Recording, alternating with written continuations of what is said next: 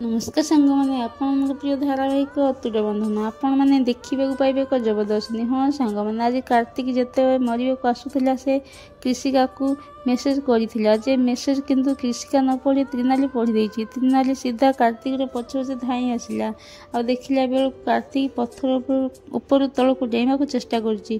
त्रिनाली रागी जाई कार्तिक को टाणी आनिला कान धरी कहछि तमर बुद्धि सुद्धि वाली किछि अछि ना नाही।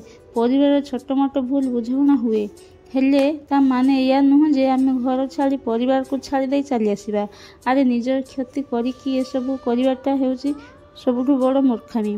भवानी पछुआड़ू आसीथिले जेतेबेले कथा सब त्रिनाली शुणुला आउ ताली मारी मारी आसुची।